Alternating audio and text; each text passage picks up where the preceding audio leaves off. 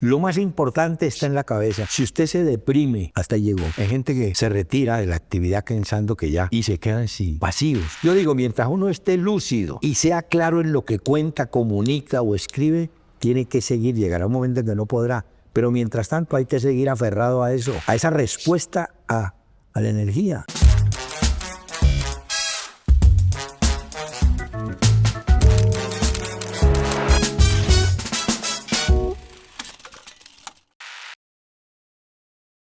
El nombre Hernán Peláez es en Colombia sinónimo de seriedad, de amabilidad, de conocimiento, de profesionalismo, de música, de fútbol.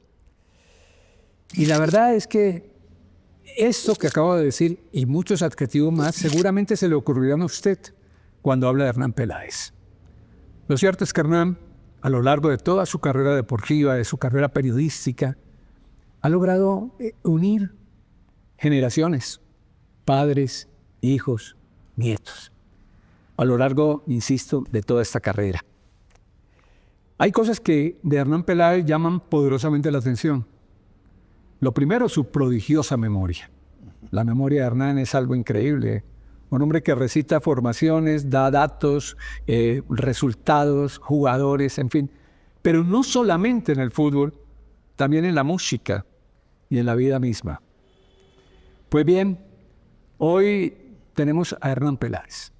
La marca Hernán Peláez, porque es una marca, Doctor Peláez, significa mucho para todos. Y por eso para nosotros es muy satisfactorio tener agradable y claro este podcast con Hernán Peláez Restrepo. Doctor Peláez, qué placer.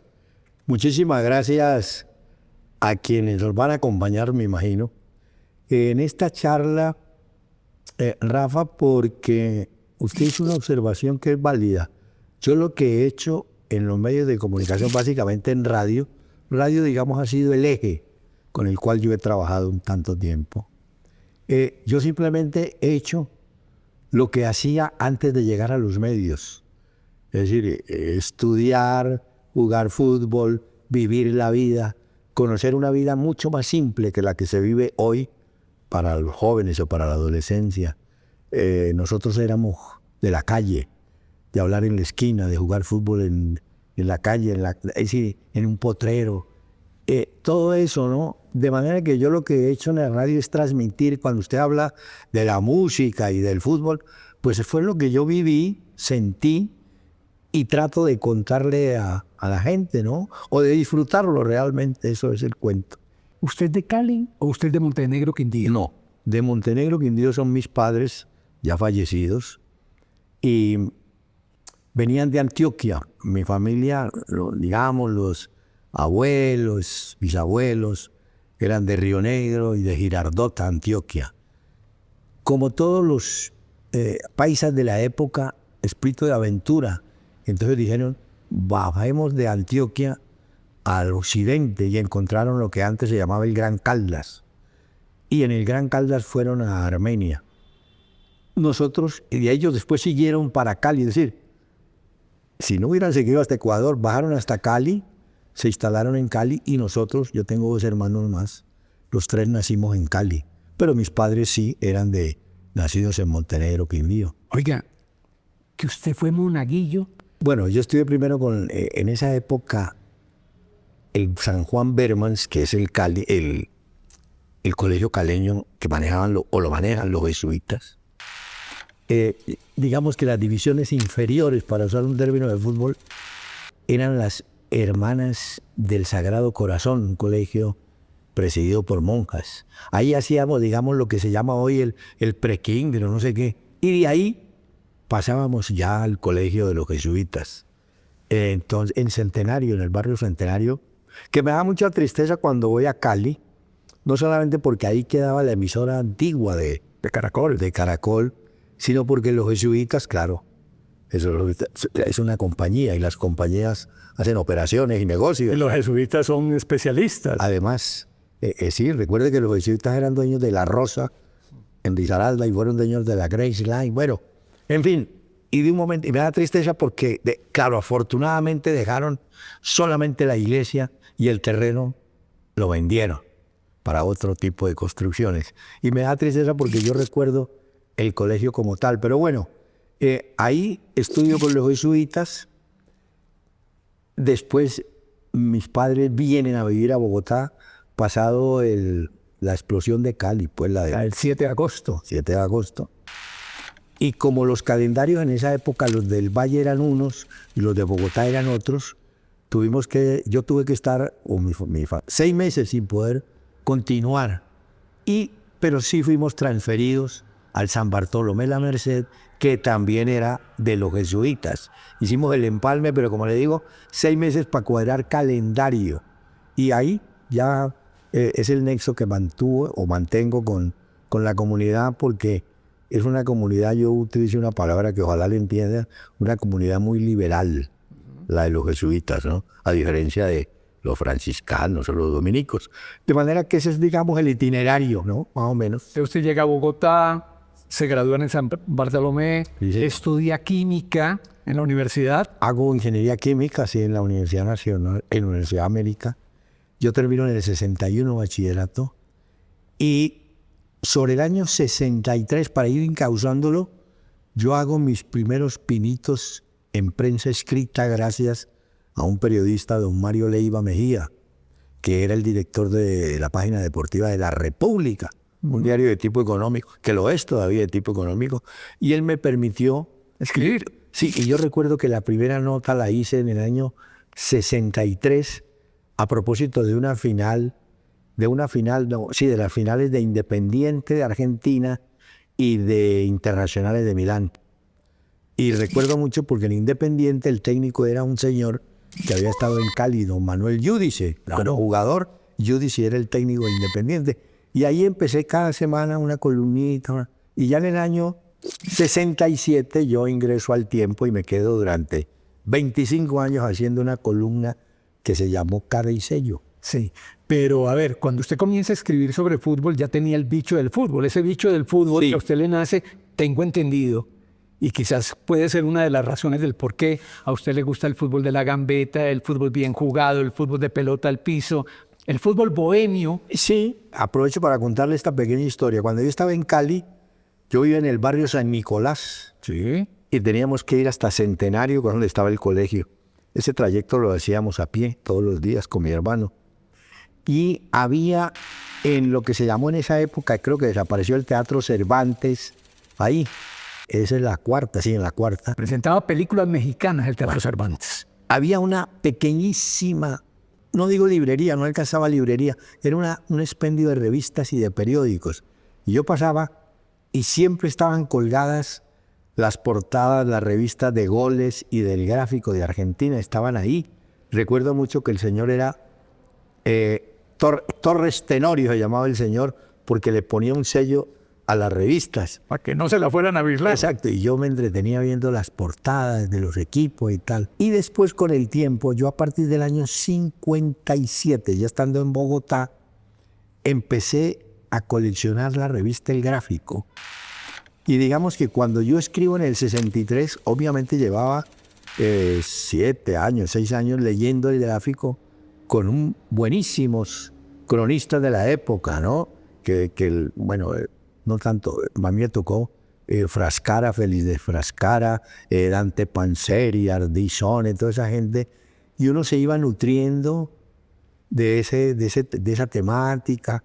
Y entonces cuando yo me atreví a escribir, pues obviamente traía ya alguna idea de cómo era el tema del fútbol, ¿no? Pero, a ver, ¿usted contó alguna vez que su primer partido fue Deportivo Cali River? Estaba muy niño cuando lo llevaron al estadio. Sí, eso fue en el Pascual Guerrero, me llevó mi papá a un River Cali. Yo tengo la duda si fue 51, creo que fue 50, bueno, ahí 51, entre 51 y 53.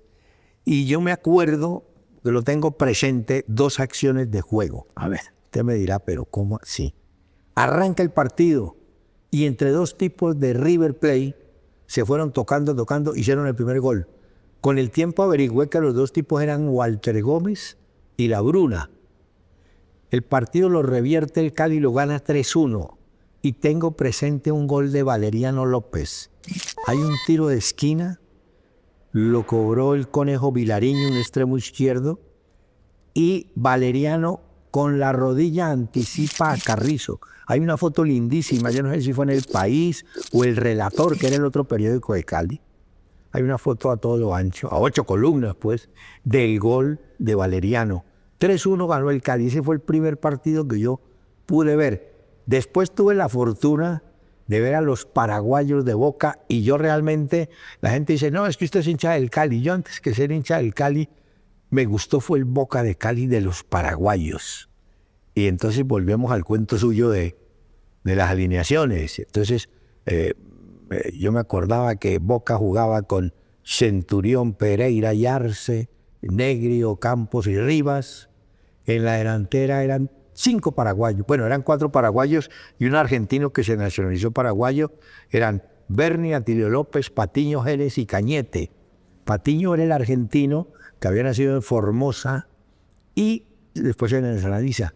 Y Carlos Arturo Rueda lo hizo famoso porque él no decía Solano Patiño, sino el hombre de Formosa. Y en esa época la gente, todavía con las noticias de la guerra, decía Formosa, por Filipina. La gente creía que era de por allá, era de la provincia de Formosa. De manera que después del Boca desaparece el Boca, desaparece el Cali en el 55 y ya nosotros estábamos en Bogotá en el 57. El Cali reaparece en el 59 y yo había venido de Cali con 4 compañeros al colegio que teníamos una curiosidad fonética, que eran Albán, Tobón, Holguín y Hernán. Así nos identificaron en el San Bartolomé. Y claro, cuando venía un equipo de Cali, que era el Cali o el América, para nosotros era el programa, ir el domingo a ver al Cali o al América en el Campín. Y ahí pues más o menos... Sí, usted dijo ahora que mucha gente pensaba que usted era hincha del Cali, pero que realmente le gustó Boca. Boca.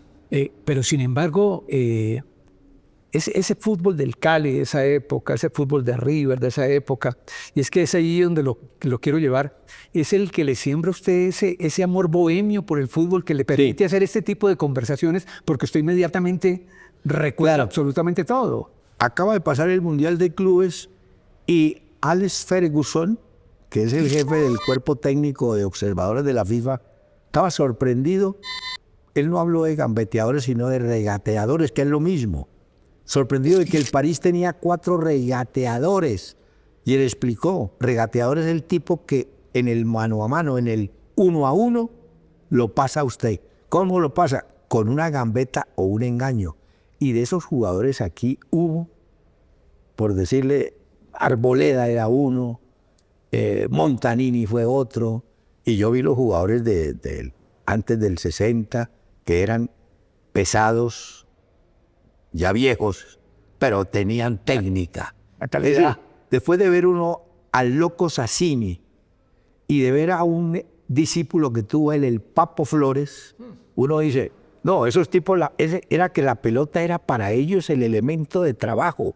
No es el jugador que tocaba para quitarse el problema. No, esos tipos era, deme la pelota que yo la manejo. De esa época es Camilo Cervino, que para que usted lo vio en el Cali, en el América. Siquiera me recordó usted. Había una publicación que se llamaba Nuevo Estadio, que con el tiempo fue el Nuevo Estadio de Manizales, de Javier Giraldo, que en paz descanse. Pero había un antecedente que era el Nuevo Estadio en Bogotá. Y yo hice una columna saludando a mi ídolo, que era Camilo Cervino. Su ídolo. Mi ídolo. Y así lo puse, Camilo Cervino. Porque en Camilo Cervino, aparte de ser un jugador extremo, bueno, jugaba de todo. Jugaba de extremo derecho, porque el Cali, el extremo derecho en la época de él era un rosarino, Osvaldo Pérez. Pero cuando no estaba Pérez jugaba Cervino. Cervino jugó de 8. Era el refuerzo que buscaban. En esa época se prestaban los jugadores para determinados partidos internacionales. Y Cervino era el de prestar.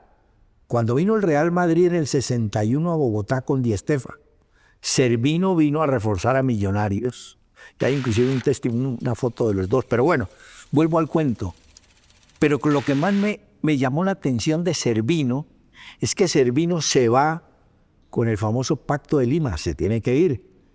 Vuelve a Independiente a disputarle el puesto como puntero derecho a un célebre jugador que fue Micheli. Después Servino regresa a Cali, él se había casado con una caleña, regresa a Cali. Y la historia cuenta que del bolsillo de Servino se puso plata para que volviera el Cali y ayudó y fue jugador del América. Y alguna vez, ya con los años, en una inolvidable reunión que tuvimos en Buenos Aires, en la cual participó mi amigo y nuestro amigo Juan Manuel González. Ahora le cuento el cuento de González. Fuimos a La Paternal, un barrio. Argentinos Juniors. Bueno, Argentinos Juniors. Calcule la mesa. Yo recuerdo que en la mesa estaban el Flaco Rossi, estaba José Baraca, estaba Pedernera, estaba Hernando Perdomo Che, que era el narrador nuestro, claro, estaba González y había otra persona. Y esa noche ya Pedernera había regresado de Colombia después de esa pasantía que tuvo en el América. Entonces yo le pregunté, maestro, no me quiso dar entrevista, pero le pregunté, maestro, ¿por qué Servino? ¿Qué fue Servino? Y me dijo, un gran jugador, pero muy frío. Por eso no se proyectó. Era un tipo de pocas palabras, reservado, pero una calidad. Y la anécdota de esa noche fue que González, al otro día le pregunto a Juan Manuel, la comida, bueno, un asado larguísimo.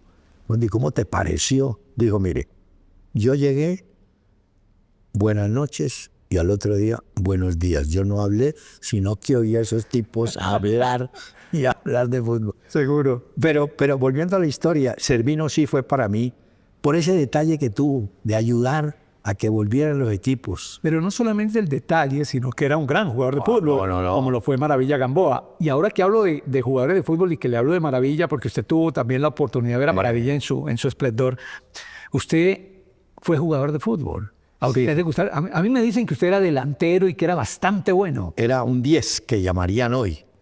Con Maravilla Gamboa, él vivía en el barrio Santa Fe. Vivía en un edificio que tenía una terracita, lo que llamarían hoy un penthouse. Y allá más de una vez nos encontramos con el negro, que era espectacular.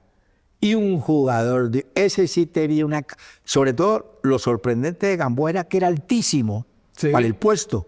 Él era el número 10, porque Klinger era el 9, y el 10 era él. No, la calidad de ese tipo, es decir, después con los años apareció uno que jugaba muy parecido, sin la proyección de Gamboa, que fue Nicolás Lobatón, un grandotote del Valle. De Buenaventura. Bueno, Once Caldas, estuvo en Millonarios. Pero Maravilla Gamboa fue capítulo aparte, él fue un señor jugador. Pero usted se identificó con ellos futbolísticamente, le digo. Por ejemplo, en el caso de Servino, usted que jugaba bien al fútbol, sí, le gustaba tocar la pelota, usted marcar goles. Le concluyo lo que acaba de decir. Cuando yo hacía las columnas de Cara y Sello, yo hablaba de los que jugaban bien, ya. Los que no jugaban bien no los mencionaban. No clasificaban. Ni para mal, no. Eso me hace acordar que una vez, en paz descanse, Gutiérrez de Piñeres, yo hacía un programa en televisión, Teledeportes, que era de Juan Gozaín. Y en los domingos a las carreras, eso, no había satélite, eso, armaban los goles de la fecha. Y entonces, un día me dice Gutiérrez de Piñeres, me hace un reclamo serio y me dice, oiga, allá no salen sino los tipos que gritan el gol. ¿Cuándo va a salir yo? El Gutiérrez de Piñeres. Hermano, el día que hago un autogol lo saco, porque era defensa. Sí, claro. Lo único es que hacía. Y usted ve hoy los noticieros, el reducido, no muestra sino los goles. Los goles nomás. Fue que el arquero haya tapado. No, esos son los goles. Y era lo mismo. Pero entonces yo en las columnas buscaba ver a los buenos, ¿no? Y si el bueno había jugado mal, también hablaba, pero haciendo referencia a que era bueno. Que hay una gran diferencia en el periodismo de hoy. Usted no puede descalificar a nadie ni calificarlo eternamente. Usted no puede decir, no, es que Villegas es muy malo. No, Villegas jugó mal, que es diferente, porque Villegas puede jugar el otro domingo muy bien. Eso le generó a usted no solamente una simpatía con los jugadores, sino una confianza de los jugadores hacia usted. Porque es que los jugadores, yo veo que los jugadores de antes, los jugadores de ahora incluso, sienten un gran respeto por usted, que parte precisamente de la confianza que le tienen como periodista. Nosotros fuimos, y usted también creo que lo disfrutó, periodistas que podíamos entrar a vestuarios. Yo recuerdo que uno entraba al campín con esos manos de cables a los vestuarios y no había esa restricción que espere que la rueda de prensa, no. Uno entraba y conversaba y se daba cuenta de lo que era el vestuario. A ver, yo le cuento dos que me pasaron en los vestuarios. Una, el kinesiólogo del Junior, un tipo, un barranquillero simpaticísimo, Orejita Núñez, siempre venía y yo entraba al vestuario de Junior.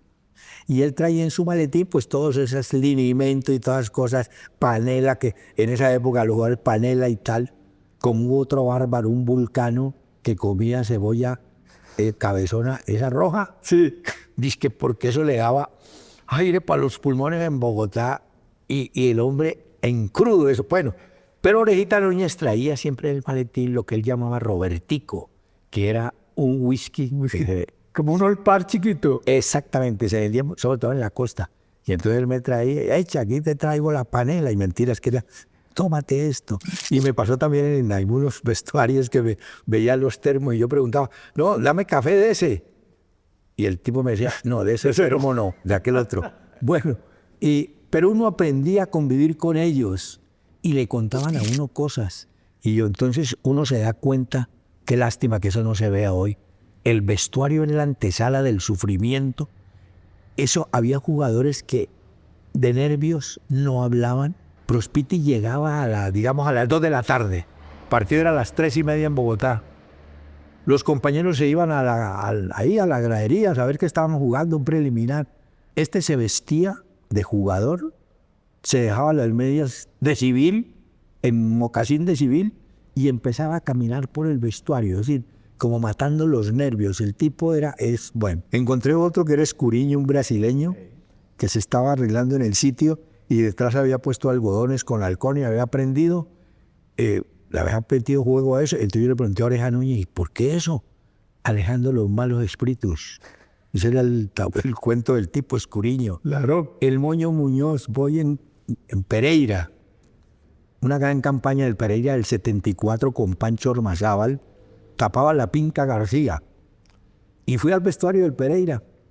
Nos sentamos a conversar. Y yo veía que el Moño Muñoz hacía así. Y yo decía, ¿y este por qué no se va a masajear? En vez de estarse masajeando él, no.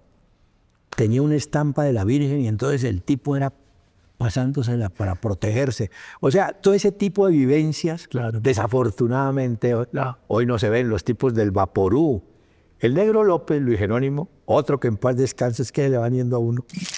Muy amigo, me dice un día, ¿cómo le parece la que me pasó en Nacional con Subeldía? ¿Y qué le pasó?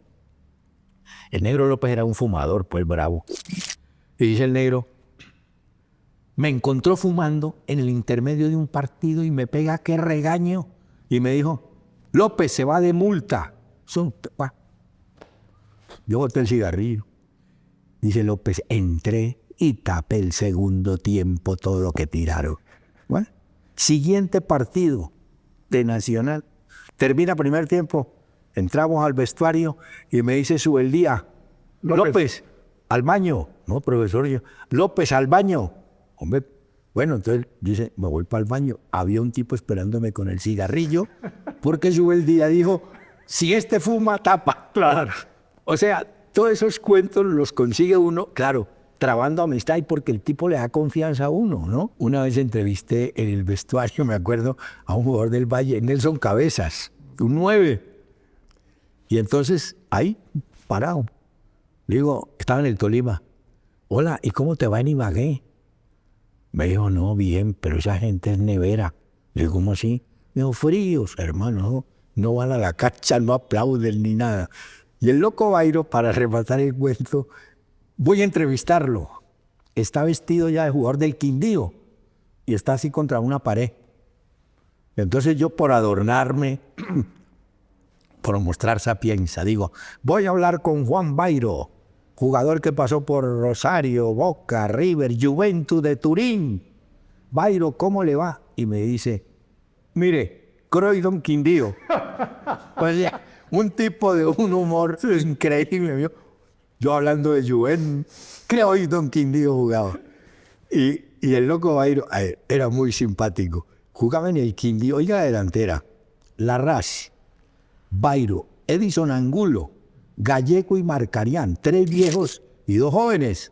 El chico decía, Bairo había sido 9, ¿no? Ya estaba jugando y dice que de 8. Digo, Bairo, ¿y cómo les va? Digo, el fútbol de nosotros es muy sencillo.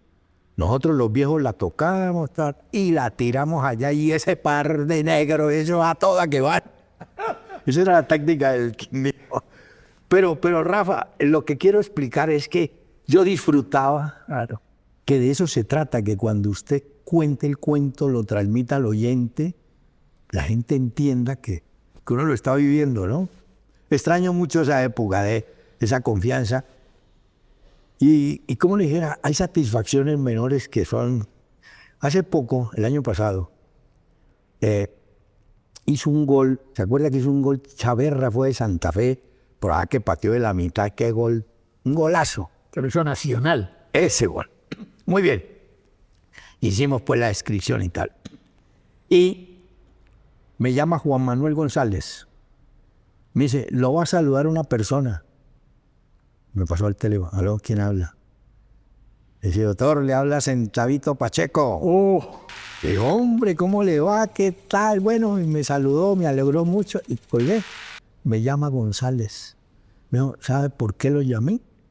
Porque en la sala de la casa de Pacheco, en una foto está una columna que usted escribió en Caricello que decía, lo que no hizo Pelé lo hizo Pacheco. Claro, Pacheco pateó de la mitad de atrás, era Quintana, Otoniel el arquero y hizo el gol. Entonces, claro, Pelé en el Mundial de 70 trató de hacer un gol como a 40, no pudo.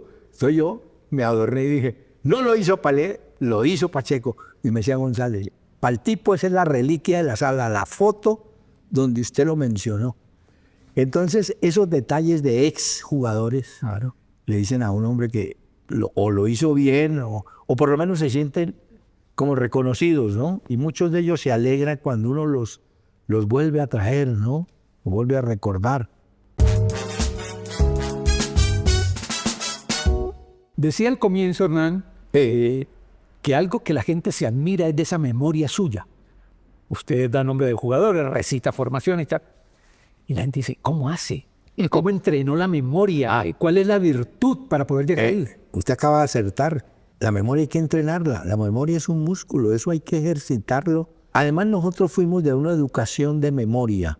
Recuerde que en los años 50 todo era de memoria, las tablas de multiplicar de memoria, los 7 sabios de la antigua Grecia de memoria, los ríos de Colombia de memoria. Usted le pregunta a un muchacho hoy, ¿dónde queda el río La Miel?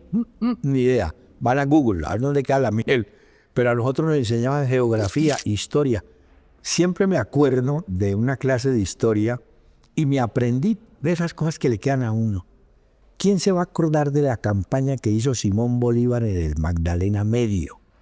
Y entonces la respuesta es, el hombre hizo la campaña del Magdalena Medio en Monpós, Tenerife, Guamal, El Banco, Chiriguaná y Tamalameque. Entonces la gente dice, ¿pero cómo? ¿Pero cómo? Y así fue, Monpós, Tenerife. ¿Ve? Pero la gente se extraña, pero es que la memoria es así. Sí, la memoria se entrena. Sí. Pero también hay que estar permanentemente analizando. Sí. Ahora, uno puede tener memoria selectiva. Por ejemplo, usted tiene una gran memoria para el fútbol, usted tiene una gran memoria para la música, Sí. porque no hemos hablado de música todavía, pero es así para todo. Es decir, o cosas simples se le olvidan, porque, por ejemplo, las esposas dicen, no, pero es que usted se acuerda del domingo que el Cali le ganó a Millonarios 3-0, pero no se acuerda que mañana es el cumpleaños de fulano. Las mujeres usan una frase que es cierta. Ustedes se acuerdan de lo que les conviene. Ah, Punto. Ya entonces hasta ahí llegó la película. Pero no, volviendo al contra de la memoria, y uno tiene que insistir y buscarla. Le voy a contar una de hoy. Va a jugar el 11. Bueno, el 11 Caldas jugaba en Cochabamba. sí. Bueno, entonces busqué alguna información del equipo boliviano y conciencialmente el 11 Caldas. Está en alguna página la lista de todos los jugadores que desfilaron por el 11 Caldas, colombianos y extranjeros. me puse a mirar, le dije, uy, no, pero a esta lista le faltan todos los jugadores de antes del 60 para acá. Entre el 60 y el 70 se le olvidaron. Entonces me puse a acordarme de jugadores extranjeros que han traído. Ellos trajeron al gordo arqueros, Bolos, Etilio Rodríguez, estuvo el paraguayo Ramón García, bueno, Antonieta, Galarza, una cantidad. Pero había un jugador que lo tenía presente. Dije, este jugador, un defensa que trajo Pancho Villegas al Once Caldas de Ecuador, al lado de Antonieta, y dele, eso que, ¿cómo se llamaba? Y me acordaba físicamente. Y de pronto por allá, antes de empezar, Rubens Flemati, un tipo que ni jugó, pero bueno. Pero yo digo, hay muchas imprecisiones y muchos olvidos, y solamente la memoria te lo regresa. Uno se acuerda de los malos momentos, de los buenos partidos. Yo, por ejemplo, le digo a Martín, si yo grabé un partido y sé que salió 0-0, lo borro. Porque es que la gente va a fútbol a ver goles, no el 0-0. Hay los estudiosos que dicen, no, es que hay que mirar La táctica. la táctica. Entonces, yo digo, no, el tipo no paga la boleta para ver un 0-0. No, el tipo paga la boleta a ver si su equipo gana de pronto 1-0. Y si pierde 1-0 se va con bronca. Pero que haya algo, porque el sentido del fútbol, en eso los gringos son aviones. En todos los deportes, en los gringos no hay empate. Tiene que haber ganador, sea en béisbol, en baloncesto, tiene que haber ganador. Ellos en eso han admitido últimamente que sí puede haber empate en el fútbol, pero de pronto van a llegar a lo de siempre, a que haya un ganador. Pero volviendo a la historia, la memoria hay que ejercitarla a diario. Y acordarse y volver a insistir, y a uno se le olvidó, pero tiene que buscar forzar la memoria, ¿no? Pero para eso usted tiene que tener una biblioteca de fútbol muy completa que le permita ir revisar datos y seguir estudiando, porque lo que usted está diciendo es un ejemplo. Usted puede quedarse con su memoria tranquilo de ser Hernán Peláez, pero sin embargo usted tiene la inquietud de levantarse, ir, buscar, mirar. Hay que tener cuentos. Yo digo, eso se lo aprendí, y usted lo conoció, a Rubén Rafa. Muchos años después, un muchacho hincha de San Lorenzo, Argentino. y como el argentino entraba cuando ganaba San Lorenzo, los cuervos, y no sé qué gritaba el viejo. Él me decía, doctor, hay que tener cuento. Es la única forma de enganchar al oyente. ¿Por qué? Porque si usted está en televisión y vio el partido y quedó 3-3, usted a la hora siguiente va a hacer un comentario de lo que vio. No puede decirle al tipo, hombre, 3-3, gol de fulano. El tipo ya lo vio y sabe. ¿Dónde está el cuento? En buscarle un recurso. Y yo me acuerdo mucho de Rafa porque él hizo un programa de tango, yo lo llevé a la emisora. Y entonces fue el famoso cuando me preguntó a qué hora va el programa, yo le dije 1 de la mañana. Y él me contestó, precioso horario. Como quien dice, yo necesito trabajar a la 1 o a la hora que sea. Bueno. Y le lo recuerdo mucho porque el primer programa yo lo oí, yo era el director de la cadena, a chequearlo a ver cómo le sale tan. Al otro día se aparece a la oficina sacando pecho, qué programa, qué hice y todos esos cuentos. Le digo, Rafa, cometiste un error. ¿Cuál error? Le dije, confundiste a Alberto Marino con Alberto Morán, que son cantores diferentes. Me dijo, doctor, 1 de la mañana, que cante Marino o cante Morón, eso es la misma vaina. Pero, me dijo, pero el cuento es el que hay que echar. Claro. Y entonces él adornaba todo con los cuentos, que serían mentiras o exageraciones, pero era el cuento para enganchar a la gente. Y eso. Me hiciste acordar de algo, perdóname, Hernán, me hiciste acordar de algo. Eso es muy de ellos, ¿no? ¿Ah, sí? El tema del cuento es muy de ellos. Me hiciste acordar de Carlos Quieto. Yo cuando comencé en la radio, comencé en un programa que hacía Carlos Quieto.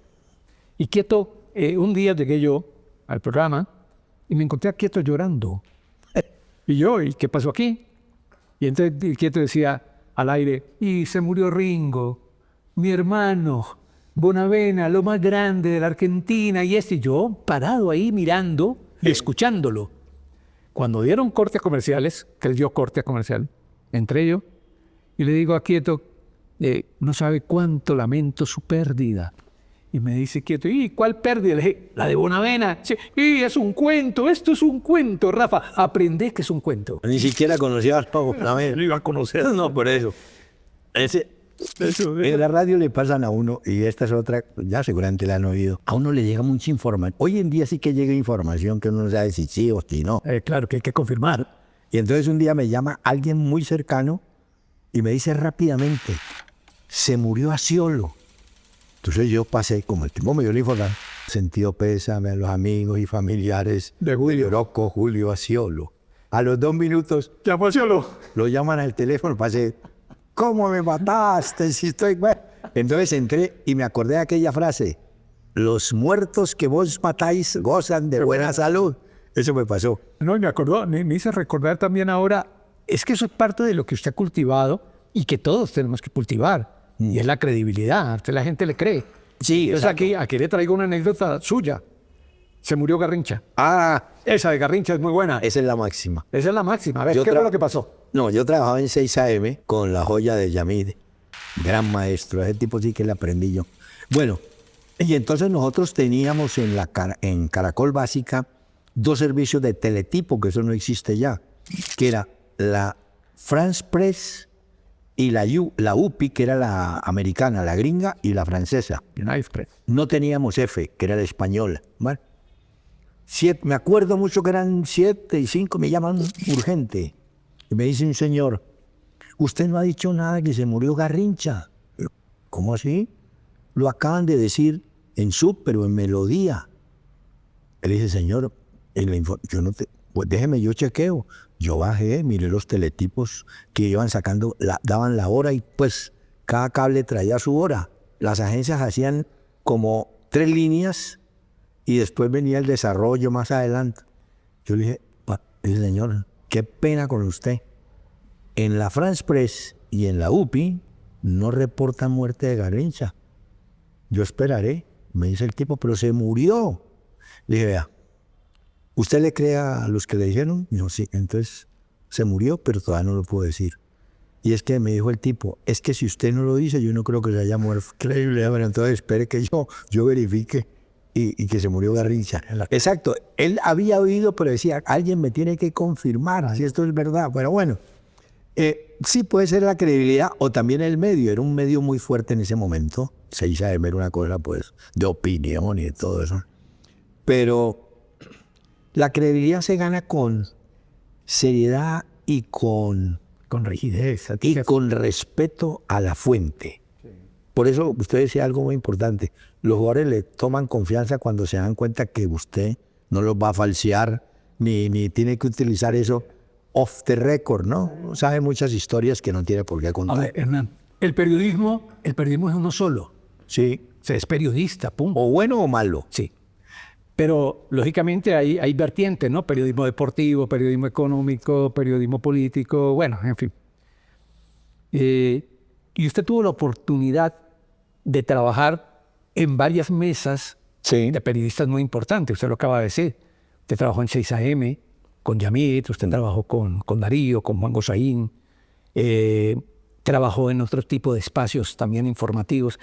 Todo eso le permitió ir amalgamando una serie de conocimientos que luego lleva a la Luciérnaga, porque la Luciérnaga con ese toque de humor se convierte como en una mezcla de todo eso. Sí, sí.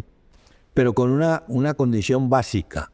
Y eso se lo aprendí a Yamit. Usted tiene que darle juego a la gente. Tocar. Sí, porque a usted le traen una persona y dice, mire, viene este señor que sabe mucho, demuéstrelo. Si es bueno, se queda, si no, vendrá otro. Pero no coartar a la persona, ¿no? Hay que desprenderse del egoísmo que a uno le puede pasar. Que yo soy el dueño del programa o de la mesa, no. La mesa es de juego. Hable usted, que además le da esa tonalidad de entretener al mismo oyente, porque si tú haces un monólogo, el único tipo que yo respeto y recuerdo, y me enteré hace poco, no sé, vive en algún lado, en televisión en blanco y negro en Colombia, hubo un señor que hacía un monólogo, se llamaba Daniel Arango, que creo que fue ministro de Educación, me parece. Se daba el lujo de salir fumando, que en esa época no había restricción. Y el tipo hacía un monólogo de sus temas, pero era tan entretenido que uno no le importaba si hablaba 10 o 15 o 20 minutos, no lo aburría. Tenía cuento. Ese es muy difícil hacerlo. Entonces, en un programa de radio donde hay una mesa y hay 4, el primer respeto es, bueno, usted sabe o no sabe, usted qué va a opinar, qué va a decir, y eso va creando pues una expectativa y una entretención y un gancho, ¿no? Claro, para el oyente. Le voy a recordar acá una anécdota que me pasó a mí. Cuando de La Luciérnaga o de Caracol se va Guillermo Díaz, se queda usted.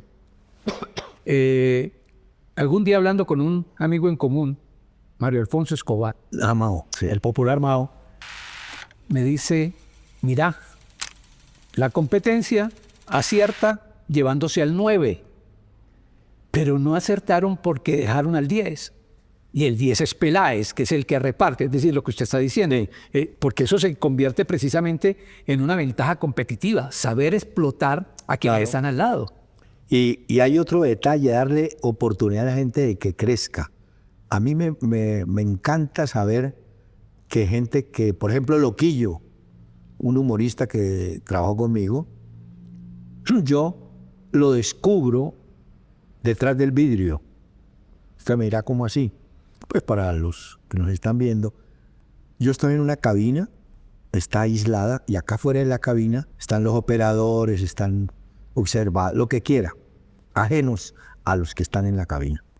Y yo notaba que allá detrás él hacía apuntes y los operadores y los que se reían y nada. Y un día le pregunto a uno de los operadores, ¿cuál es el cuento de este man? Dice, no, usted no se imagina, imitándolo a usted, imitando voces, echando cuentos. Pero lo llamé, dije, Loquillo, vamos a hacer, necesito un favor. Salga al teléfono afuera y me llama y me cuenta la historia de un taxista. Haga de cuenta que usted es un taxista y que lo para la policía. Échame el cuento. El tipo, digo, listo. Cogió el teléfono con una voz de un tipo normal. El tipo le decía al policía que mire, que yo no tuve la culpa. El policía que sí, señor, que le voy a poner comparendo. Y el cuento lo remata él con esta frase que fue increíble. Le dice, señor agente, hay 50.000 maneras de arreglar este problema. Y le contesta el policía, no, hay 100.000. Después me enteré que otro que tuve, Argemiro Jaramillo, trovador, paisa, esa hora de la música, esa música de despecho. Sí, sí, sí. Éxito total. Claro. El mismo Risa Loca, toda esa... hay uno que imita a Leonel Álvarez, me acuerdo mucho, de Medellín. Andrés Sánchez. Sánchez. Me dice, el gerente de Medellín, vea hombre, aquí hay un tipo que trabaja en Radio Tropicana y ese tipo imita a Leonel Álvarez. Le dije, muestre, préstemelo. Y salió Leonel. El tipo era de turno en Tropicana. Entonces le dije al gerente, no, pero yo lo necesito que me lo presten. Él entraba a las 7 de la noche. Conclusión del cuento, lo sacamos de Tropicana, lo dejamos en el lado nuestro, le mejoraron el salario, fue feliz el tipo. Bueno, Y hoy es estrella. y para rematar el cuento, imitando a Leonel Álvarez, ¿quién fue el que nos echó el cuento? Bajaba del aeropuerto de Río Negro, Bolillo Gómez. Iba con Leonel Álvarez. Iban para el centro, no sé qué. Y de pronto empiezan en la Luciérnaga a imitar a Leonel Álvarez. Entonces Bolillo le hace el reclamo, pero Leonel, ¿cómo te pones a decir? Hombre, yo no soy, pero ¿cómo que no? Te estoy oyendo, ¿cómo te vas a poner a contar? Entonces dije yo, el personaje es perfecto. Si engañó a Bolillo, me pasó también, en paz descanse, don Fernando Londoño. Guillermo Díaz imitaba a Alberto Piedrahíta. Sí. Y en una reunión me dice, serio, don Fernando Londoño, ¿a usted le parece bien que Alberto Piedrahíta esté haciendo preguntas en su programa? Y dije, don Fernando, es que no es Alberto. Ah, ¿no es Alberto el que yo oigo? No, no. Eso no puede. ¿Cómo que no, hombre? No, dígame la verdad. Y es un imitador, viejo. No. Sí. Entonces dije yo, este personaje clasifica. Pero lo que te quiero, para rematar el cuento, a la gente hay que darle oportunidad. Claro. Que pasa mucho en el fútbol. Si no te dan la oportunidad, no sabes. Hoy, por ejemplo, hay un reclamo que le hacen a Héctor Cárdenas, técnico de una selección sub-20. Resulta que ese muchacho Mosquera, Sí. colombiano que llegó ahorita a la Premier, que estaba en el Valencia de España, Que se nacionalizó español. ese muchacho hizo un microciclo sub-20 y Cárdenas No lo tuve en cuenta. no lo vio. Claro que no es pecado de Cárdenas porque muchos técnicos, yo me acuerdo Peruca, en el América descalificó a Wellington Ortiz, no le pareció que no era. Oiga, Es así, ¿no? oiga, eso de los descubrimientos. Bueno, Guillermo Díaz, un genio, ¿no? Un genio, un fuera de serie, Guillermo, con esa chispa, con ese conocimiento. Ya sé para dónde va, por donde Gardiazabal. Eso le iba a decir. Su gran descubrimiento periodístico para la radio Sí. fue Gustavo Álvarez Gardiazabal. Y mire que alguien dirá, ¿y cómo fue esa suerte? No, yo lo había oído a él en algunos... A él lo llamaban habitualmente el programa del 6 AM, pero de la W, pues lo que es W hoy. Yo lo había oído y yo decía, este tipo Este es. o está muy enterado de tal. Entonces, yo me acuerdo que era tal vez Augusto López, era el presidente, bueno, o el mismo Alarcón, que era presidente de Caracol, le dije a Alarcón, la única manera de tapar esta salida de Díaz es virar un poquito el programa. Además porque Díaz hacía el personaje del bayuno, y entonces necesitábamos un bayuno. No, pero además sacar el programa que estaba muy identificado con la risa, con el humor, girarlo un poquito a opinión. Entonces yo dije, el tipo es Gardiazabal. Y gracias a usted lo conoce a Toño Uribe. Yo lo llamé y le dije, Toño, búscate a Gardiazabal en Tuluá y hablamos. Entonces hablé con Gardiazabal. Muy querido Gardiazabal. Alarcón lo había conocido en la Universidad del Valle, porque este era catedrático en la Universidad del Valle. Y Alarcón sí me dijo, mira, cuando ese loco va, eso se llena, en donde esté en la clase, eso se llena de este es el tipo. Entonces lo llamé. Digo, listo. Entonces me acuerdo, como él no sabía, le dije, mira, Gardiazabal, para hacer el programa me tenés que dar siquiera, dame 10 títulos, 10 notas que yo te las pueda repreguntar.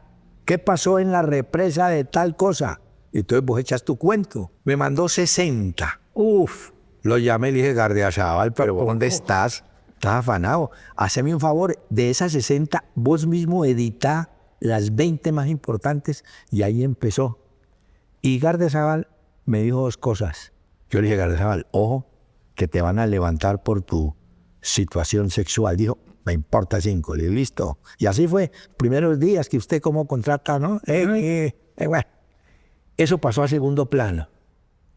Entonces, porque el mismo Gardiazabal me dijo, no te afanes, yo tengo información de toda parte y la tengo sustentada, documentada, y fue cierto, en 9 años que lo tuve, nunca tuvimos un reclamo de fiscalía ni cosas por el estilo, porque el tipo iba a informar y empezó a crecer su influencia, que una vez fui a Tuluá a visitarlo y estuvo el alcalde de Tuluá y me dijo, ¿cómo le parece? Me tocó habilitar el aeropuerto de Farfán, porque eso aquí llegan avionetas y cosas a visitar a Gardiazabal. Y logramos que el programa fuera más de opinión sin dejar el humor por fuera. Le voy a decir algo a destiempo porque la persona ya se fue, ya falleció. Pero un día hablando con Luis Fidel Moreno. Ah, sí, Luis Fidel Moreno. Bayuno, vallecaucano, porque entre otras cosas lo de Gardiazabal, y se lo acabo de notar también a usted, lo de Gardiazabal era ese acento vallecaucano para decir las cosas, que era la imitación que hacía Díaz previamente. Y Luis Fidel era eso, ¿ya? Y un día hablando con Luis Fidel, él era miembro de la Escuela Nacional del Deporte, me dijo, ¿sabes una cosa? ¿Sabes con qué soñé yo algún día? En poder hacer el bayuno en la Lucerna. ¿Cómo le parece a usted? Bueno, es cierto. se fue y no lo pudo hacer. Bueno, Una pena, una lástima. pero todos los programas tienen una razón de ser y hay que trabajarla. Y uno tiene que cumplir con esa expectativa. Y yo creo, por ejemplo, que en la Luciérnaga logramos. Fue una cosa muy fuerte porque era una mezcla de realidad y sí de realidad, y que el humor y el chiste, y además Gardiazabal se prestaba para eso. En una de las tantas veces, porque a nosotros nos mantenían interceptados los teléfonos, ¿no? Entonces yo cuando hablaba con Gardiazabal sentíamos que bajaba. Claro. Entonces Gardiazabal decía, bueno, listo, graben pues que voy a contar tal cuento. Entonces, bueno, eso, bueno. Pero el tema se volvió que la intersección me tiene enchuzado el teléfono. Entonces un día llega Gardiazabal de afanado y me dice, no, es que yo estoy cansado, me mantiene enchuzado. Y sale ese Pedro con esa dice, pero maestro, no sé qué, que a usted lo han chuzado toda la vida. No, entonces, pero él era capaz de asimilar, Claro. y no, o sea, reírse. él entraba en el cuento, que esa es otra, ¿no? Para mí fue un éxito, más que todo, haber logrado que la gente no reclamara que llegue, que me pasa mucho, no quiero mencionarlo en programas deportivos. Ay, tan bueno que era cuando usted hacía con fulano. No, pero en La Luciérnaga nunca tuvimos ese reclamo. Ay, mire, porque mantuvimos más o menos el mismo esquema, ¿no? Hernán, hemos conversado de varias cosas, la memoria, la preparación, el poder conversar con la gente, el llegarle fácil a la gente y tal. Pero hay momentos muy complicados y muy difíciles, donde la emoción te puede ganar. Sí. Por ejemplo, el día de la despedida suya de La Luciérnaga, que se convirtió en una noticia nacional, que ¿cómo se hace para poder controlar eso? Y sobre todo cuando uno se va dando cuenta que, por ejemplo, en la calle comienza un desfile de taxistas llegando ahí a la Plaza de Caracol a pitar y Hernán no te vas, y las señoras que lo aman a usted, ¿no?, lo comenzaban a llamar. ¿Cómo se maneja eso? Yo realmente no me di cuenta. El que montó toda esa película fue Gardiazabal. Pues Gardiazabal, como buen chismoso, yo le dije, hombre, mira, no vas a decir nada. Y empezó, no, que los taxistas, que... Claro, porque teníamos una gran audiencia en los taxis. Los taxis eran fundamentales. Los taxis fueron tan importantes que acá voy a contarle esta. Era Carlos Gustavo Arrieta, no sé si era... Bueno, tenía un cargo público. Procurador era. ¿Era procurador? Sí. Simpo canoso, bien presentado y tal. Y en La Luciérnaga soltaron un dato, yo no sé quién lo soltó, que lo han visto en un salón de peluquería, tiñéndose las canas. Me dije, bueno. Entonces me lo encuentro en un cóctel, me acuerdo que fumaba el señor, me lo encuentro. Y seriamente me dice, yo no le hago sino un reclamo. Yo dije, uy, ¿qué nos meteríamos? En que, ¿quién le contó a usted que yo había estado en el salón? Yo dije, no, hombre, a alguien, un taxista. Porque los taxistas... Todos tienen. Claro. Y me pasé, y entonces quedé. Y la otra me pasó con Echeverry. ¿Cómo llamaba? Bueno, Fabio Echeverry. De la Andy. Uy, que era el gobierno, el duro del gobierno. Sí. De hecho, Benedetti es un Boy Scout. Ese tipo sí era bravo, complicado. Y llego un día a la casa y me dice la señora, ve, te ha estado llamando Fabio Echeverry como 4 veces. Dije, uy, qué rollo nos metimos en La Luciérnaga. Y yo revisaba y revisaba. Y llamé a Gardiazabal, ¿vos dijiste algo del gobierno o qué? No, acordame. Y yo, no, nada, así especial, nada. Con ese susto marco el teléfono como a las 8 de la noche. Doctor Fabio. Y él hablaba así, hola. ¿En qué le puedo servir, don Fabio? Y me dice el tipo, oiga, hombre, ¿dónde consiguió usted el tema de Daniel Santos de las 7? Hombre, usted me está hablando de Panamá me tombé. Me dijo, sí, yo no lo tengo. Y se lo mando. El tipo era enfermo por la música. Después me mostró la música que tenía en computadorito. A él le faltaba el tema de Panamá me tombé. Imagínense, en ese cargo yo decía, no, este país está... Pero bueno, eso para entrar al campo de la música. Y decirle que la música para mí es fundamental. Hablo en radio. Sí. Porque la música engancha a la gente. Siempre te lleva un recuerdo, un disco te lleva un recuerdo. O, por ejemplo, yo arranco siempre el programa con Almur y alguien escribe, mira, no, la mejor interpretación no es la de este, sino la de fulano. Empieza la gente como a devolverse en el tiempo, ¿no? Y ese gancho es fundamental. La gente no cree, pero con 1 minuto y medio que usted pase un bolero de Los Panchos, la gente, alguien le pega, alguien se devuelve, que es lo mismo que me pasa con el tema del rock. Claro. Cuando yo empecé a pasar empezamos a pasar el rock, porque de Francisco que iba, ¿cómo lo va a intricar con bolero igual? Me dijo, no, yo sí manejo rock, pero es pesado, hermano. Le dije, meta, pues es ruido ayer. Y empezamos a notar que hay es que la gente no cae en cuenta, hay un segmento de personas entre 45 y 60 años Que vivió esa música. que fueron rockeros de radio y que no la volvieron a oír. O pues la tendrán en su casa, pero no es habitual oír el rock. Y esa gente está enganchada. Usted no se imagina la cantidad de comentarios de tipos de esa onda que escriben. Hombre, tráete la banda tal, poné no sé qué.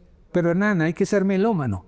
Ah, sí, tiene. Es que hay que ser melómano. Y volvemos, pues, nos tiramos un poco atrás en la historia. Y usted de pequeño escuchaba la sonora, el son cubano, Bienvenido Granda. Entonces, cuando me di cuenta que a usted le encantaba Bienvenido Granda, inmediatamente lo relacioné. Lo relacioné con García Márquez, porque García Márquez dice que el gran cantante, es más, que se dejó crecer el bigote, ¿no? era por Bienvenido Granda. Sí, ese cuento me lo contó Marco Aurelio Álvarez, que lo entrevistó, y me dice, el hombre estaba tirando, como dicen en la costa, cable, parado en México, y lo único que había hoy era a Bienvenido Granda. Y cuando muere Bienvenido Granda le hacen una nota a García Márquez y él pues revela su... A mí pasó lo mismo. En la zona de la explosión en Cali, la 25, octava con 25 por ahí me fueron. Mi padre tenía un taller, era dueño de un taller. Su papá. Sí, que lo tenía subarrendado a varios de los carpinteros y el tapicero, no sé qué. Y al frente quedaba un bar de esquina que yo en mi inocencia decía el bar siglo XX, era el bar siglo XX, yo no sabía los números romanos. Y en esa radiola ponían ese Bienvenido Granda a las 6 de la mañana, esas de monedas. Sí. Y había alguno que era enfermo y eso era dele a Bienvenido Granda. Ahí empecé yo, y ahí empezó toda esa música, era la música de Cuba en su apogeo, es decir, Cellini, Reutilio, toda esa gente. Trío Matamoros. No, eso era todo. Y entonces es la música, más los tangos, porque mis papás sí eran muy tangueros, y yo oía tango. Entonces, en esa mezcla va uno ambientándose. Eso le digo, hay que tener esa vena musical, y entre otras cosas, seguramente en otras regiones del país pasa, Sí. pero vamos a hablar de Cali. Cali es una ciudad musical. Sí. El caleño nace con la música en el oído. Y aquí me llamó la atención algo. ¿Es verdad que a usted le enseñó a bailar una monja? Sí, señor. A ver, ¿cómo así que una monja le enseñó a bailar? No. La historia es una prima mía, muy jovencita, iba a Cali a pasar vacaciones y fue la que me enseñó a bailar. ¿Una monja? No, ella después entra a clausura, a monja de clausura. Vivió en Roma 50 años y fui como 2 o 3 veces a visitarla. Ella se llamaba Dora. Allá utilizó el Sor Carlota, el nombre de la mamá, y yo no le decía Dora, sino Sordera. Y entonces iba y la visitaba con rejas, como en la cárcel allá. Y me acuerdo que le llevaba aguardiente y le pasaba y se tomaba su aguardiente. Sordera. Y vivía en un estado de paz y de tranquilidad que fui una de las últimas veces va y me dice, porque el convento queda en un sitio que se llama Montemario, en una de las colinas de Roma, y me dice en su inocencia, ten mucho cuidado que aquí mataron a Aldo Moro. A Aldo Moro lo habían matado hacía 20 años en la esquina. Y entonces ella me decía, cuidado, porque vivía en otro mundo, una paz absoluta. Ella fue la que me enseñó a bailar. Pero lo que usted dice es cierto, que Cali, que la salsa, sí, lo de la salsa, pero la salsa, antes de la salsa, son cubanos. antes, Cali era música de Cuba, que eran las estaciones de Cuba que entraban, sobre todo en la costa, toda esa música, ¿no? Claro. De manera que eso es difícil quitárselo. Pero fíjese, ahora que usted estaba hablando de empezar los programas con música, eso es una escuela suya. Porque después de que usted lo comenzó a hacer, todo el mundo lo comenzó a hacer, pero sí, va por ahí. Y lo otro, cosas que mucha gente no conoce, pero que yo tuve la oportunidad de conocerlo porque trabajé con usted y trabajé en Caracol. Usted llegó a hacer una discoteca tan grande en Caracol que entre otras cosas, algún día hablando con un amigo me dijo, no, Hernán no habla de la discoteca, Hernán habla de la muertoteca, porque casi todo se había muerto. Todo se ha muerto. Con ella me pasó una cosa curiosa y tengo que recordar a María del Socorro Valencia, una señora de Cali, que fue vicepresidente, y a mí en su cambio de radio prescindió de la música. La emisora no tenía música. Cuando yo empecé la Luciérnaga, nos tocó prestar música de radio reloj. Me acuerdo que con Judí Sarmiento, que hicimos tal vez los primeros programas, porque no se sabía cómo iba a hacer eso. Estaba Darío Arismendi. Judí traía, que es de Armenia, Judí traía música de reloj. Entonces, los Panchos y toda la música. Bueno, y entonces yo le dije a ella, óigame, aquí no hay música. Me dijo, vea, le voy a asignar 150,000 pesos mensuales y usted empieza a comprar música. María del Socorro. María del Socorro. Y me autorizó 150 y compré muchísima música. Almacenes la música de un señor Samuel Tobón, me acuerdo. Empecé a conseguir. Cuando yo me retiré, teníamos más de 25,000 temas indexados. Porque había, Rómulo se llamaba el señor, Sí. en Caracol, que hacía él, indexaba. Entonces uno decía, Lucho Gatica, entonces decía, CD número tal, allá está. Ese fue un ejercicio lindísimo que hice. Y después llamo hace, no sé, 2 años tal vez, a Julio Sánchez y le digo, Julio, quiero hacer un programa de tango. Me dijo, ¿de qué? Dije, de tango. Esa es la coma mía. Se lo va a hacer gratis, se lo va a regalar, que lo quiero hacer. Bueno, entonces le mandé un demo que llaman. Más se demoró en llegar el demo que dijo, listo, arranca el domingo. Y me fui con Libardo Bedoya, que había sido un locutor de Radio Recuerdos. Yo lo conocía. Usted siempre ha hecho el programa. Exacto, con él. Entonces me dijo, me dice, Julio, hola, ¿y el señor no tiene apellido? Le dije, no, es que Libardo es un nombre del occidente, como decir Argemiro, son nombres de las identificados. Si yo le hubiera puesto Alexander no hubiera funcionado, o William no hubiera, pero Libardo sí es de allá de la... Bueno, y ahí empezamos a hacer el programa de tango, y lo hago porque es lo que yo siempre quise hacer, atendiendo a aquella enseñanza de mis padres, ¿no? Del tango. En Caracol siempre se dijo que usted no dormía, porque usted llegaba en la mañana, y como lo dijo ahora, y se cruzaba con un locutor y le decía, mira, a la 1:05 de la mañana se pasaron 2 discos, ¿te dormiste? Ah, ya sé cuál. No, ya sé. O al operador, no, venga, el bache de tal cosas, pero a las 2 de la mañana. Es que entonces la gente llegó a la conclusión de que usted no dormía. No. Yo era director y había, en esa época se estaban empezando con el tema del Dalet. Sí. Que el Dalet es un aparato que programa, no tiene que hacer sino un dir y después. Y entonces yo chequeé de casualidad un día a las 2 y pico, sonó un bolero. Metieron una cuña, volvió el bolero. Entonces llamé al tipo y le dije, oiga, hombre, ¿qué le pasó al Dalet? ¿Se pegó o qué? Me dijo, no, sí, parece. Le dije, mire, hermano, dígale a su, perdón la palabra, dígale a su moza que vamos a pasar un solo bolero, no 2 boleros. Y así fue el cuento. Sí, claro, porque era con la musa. Pues no creo que fuera para... En todo caso, así, pero... Lo que pasa es que yo, imagínense, yo para entrar al 6 AM tenía que estar a las 5 de la mañana y encorbatado. Sí. Hoy en día es más fácil. En esa época hay que llegar arreglado, que no sé qué. Que fue una experiencia increíble. Yo aprendí, ahí había tipos como Antonio Paneso Robledo, que eso sí era... Un día le pregunto a Paneso Robledo, doctor Paneso, dígame el escritor más cáustico que usted pueda tener, más irónico. Me dijo, busque a Ciorán. A Ciorán. Y busqué a Ciorán, sí, señor. Pero era un tipo así que a rajatabla te iba dando la respuesta. ¡Ta! Y ese Yamil sí era malo. Yamil buscando que se equivocara. Sí. Entonces Yamil decía, ¿cuántas tribus en Israel? 12. Y se sabía todo. Ahora, Pangloss, Paneso Robledo. Paneso Robledo. Don Bernardo Hoyos. Cuando don Bernardo Hoyos hablaba de música en el programa de la mañana. Con él me pasó una cosa lindísima y lo tengo grabado y se lo mandé a la familia. En Caracol había un pasillo. Aquí quedaba el estudio de la básica y acá atrás el de deportes, sí, lo que era Radio Deportes y nada. Y nosotros los viernes, estaba el viejito Barco y entonces con Montoya programamos música los viernes, que fue un éxito. Sí. Entonces, hoy vamos a trabajar con Roberto Ledesma. Entonces, yo soltaba un tema, soltaba Barcos, bueno. Y él pasaba por ese pasillo hacia los baños. Y un día, llegando, paró. Venía y se metió a la cabina. Se sentó. Oh, maestro Bernardo, ¿cómo le va? Qué pena con ese señor. Voy a hablarles de María Luisa Landín. Ay, cuando el señor empezó a hablar, resulta que él, paisa, en los años 50, y su hermano era de música tenaz.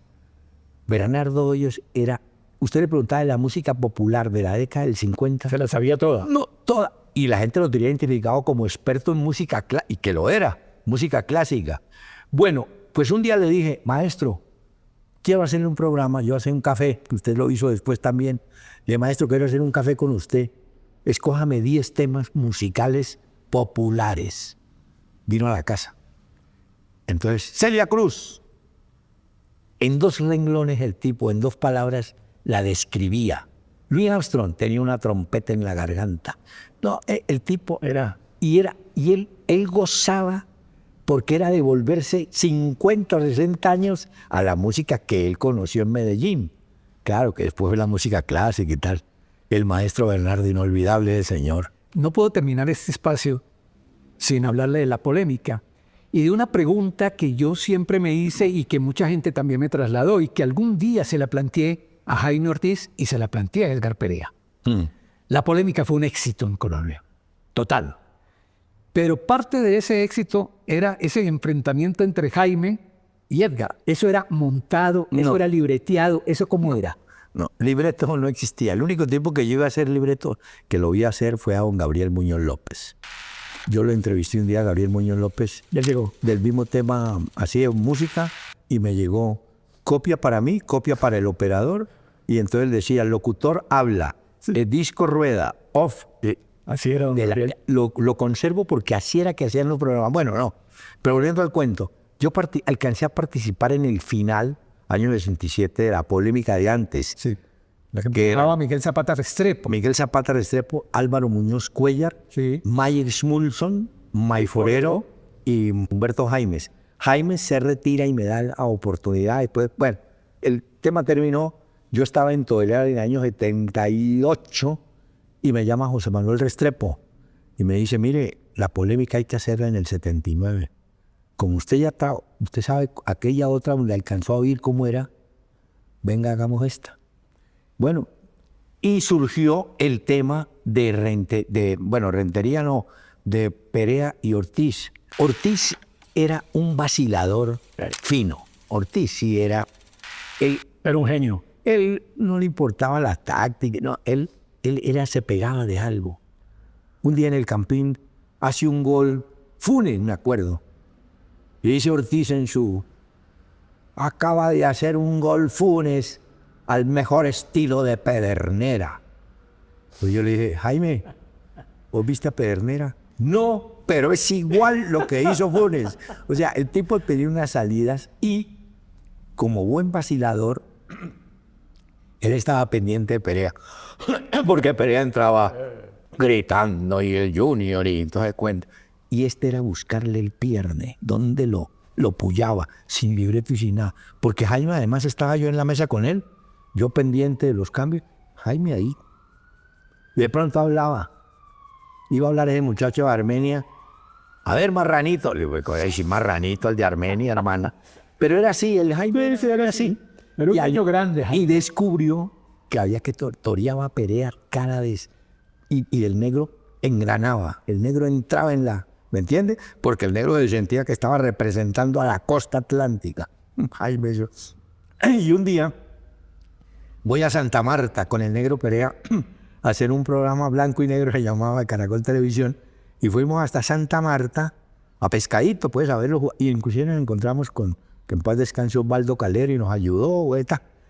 Y entonces vuelvo a Barranquilla con el negro y me devuelvo para Bogotá en la noche. Alcancé a llegar a la polémica. El negro tenía un Mercedes blanco descapotable, lindísimo. Imitando a Eleno de Freitas. Un carro sí del 60, espectacular. Y llego y me siento. Ya le han pasado el dato a ese. Y me dice Ortiz, ¿cómo le fue en Santa Marta? Divinamente, Jaime. Estuvimos en pescadito, estuvimos con Calero y tal. Y me dice Ortiz, lo felicito. me contaron que iba en Mercedes blanco con chofer negro. Ay, apenas dijo chofer negro, Perea. No. Le costó en la polémica ese regionalismo tan marcado que se dio, que Weimar dependía de Antioquia, que la Rentería Valle, que Edgar Caribe. Yo lo entiendo porque las ciudades dijeron, el que nos defiende es Alfredo Rojas en Cúcuta. Entonces al pobre Alfredo Rojas le tocaba salir, y si no salía, oiga, ¿por qué? Y entonces se volvió una cosa que identificaban a la región. Y hoy en día, nos ponemos usted y yo a pensar, vivíamos del cuento de 14 o 15 equipos colombianos y hablábamos toda la semana. Yo decía, el lunes hablábamos de lo del domingo, el martes alguna cosita, el miércoles de pronto había fútbol, volvíamos a hablar, pero vivíamos de los 14 equipos colombianos. Hoy es facilísimo, hoy hablan de Inglaterra, de España. De lo que menos hablan es de Colombia. Pues claro, porque está tapada, Claro. pero en esa época nosotros sostener eso... Hernán, ya para irnos, ¿qué no hizo, qué no ha hecho en radio? No, yo diría que sigo haciendo lo que me gusta con la intención de que a la gente le guste. Y lo hacemos con la pasión, con la energía, con todo. Es decir, eso es lo que yo agradezco, que no he perdido ni el entusiasmo ni nada por hacer lo que la gente ha oído que yo he hecho toda la vida. Me parece que esa es como la meta o inmediata, ¿no? Hacer las cosas bien, ¿no? ¿Qué le dejó la pandemia? Más que la pandemia me dejó aquel capítulo hace 14, 15 años de cáncer, que todavía lo tengo, pues. Y yo tengo un problema de mieloma múltiple. Y el médico, el oncólogo, muy sincero, me dijo, mire, ese cuento de que el cáncer se cura, eso es paja. El cáncer se duerme. ¿Usted lo duerme? ¿Con qué? Con tratamiento, con vitamina, con quimio, lo duerme. Pero llega un día en que volví despierta y ahí sí, maestro, prepárese. Pero eso me dio confianza. Dije, bueno. Y él sí me dijo, lo más importante está en la cabeza. Si usted se deprime, hasta ahí llegó. Porque no solamente se deprime usted, sino su entorno familiar. Se hunde todo. Entonces usted es el que no puede dar ese paso de que estoy mal, no. El día que me diagnosticaron, llamé a Ricardo Alarcón, le quedó callado. Y le dije, Ricardo, mira, necesito que me monten estudio en la casa. Me dijo, ¿por qué? Dije, porque tengo mieloma múltiple. Yo creo que Alarcón diría, ¿y qué carajo será el mieloma múltiple? Pues supongo. Después diría, hombre, este tipo. Y me montaron y trabajé mucho tiempo aquí y nadie se dio cuenta. Se dieron cuenta cuando me hizo una entrevista a María Elvira Arango, que ella estaba dateada y vino, sacó esa publicación y bueno, ahí ya todo el mundo se enteró. Pero cuando llegó la pandemia, no. Es decir, después de haber pasado aquel capítulo, la pandemia para mí era... Sí, pero ¿qué le deja entonces la enfermedad? El aprovechar los momentos, el pararle un poquito el ritmo de la vida. No, y lo he visto mucho. Hay gente que se retira de la actividad pensando que ya, y se quedan así, vacíos. Yo creo que mientras uno pueda, yo digo, mientras uno esté lúcido y sea claro en lo que cuenta, comunica o escribe, tiene que seguir. Llegará un momento en que no podrá. Pero mientras tanto hay que seguir aferrado a eso, a esa respuesta a la energía. Claro. Es decir, yo creo que eso es como la motivación para seguir en la vida, ¿no? Hernán Peláez Restrepo, una verdadera caja de música, con el cual usted habla de fútbol, habla de política, habla de música, habla de la vida, habla de lo que quiera. Porque Hernán es un hombre supremamente preparado y un hombre que le sale, la conversación le brota por los poros y ustedes se han dado cuenta precisamente de eso. A ustedes les agradecemos muchísimo que hayan estado con nosotros aquí en Agradable y Claro. Si les gustó este trabajo, denle un me gusta, suscríbanse al canal y hagamos comunidad para seguir hablando de estos temas que tanto nos apasionan. Y no solamente nos apasionan, también nos entretienen. Hernán, muchas gracias. No, Rafa, qué gusto volver como a repasar lo que uno ha hecho y lo que ha dejado de hacer y saber que la gente al menos dirá, hombre, este tipo se portó bien y nada más.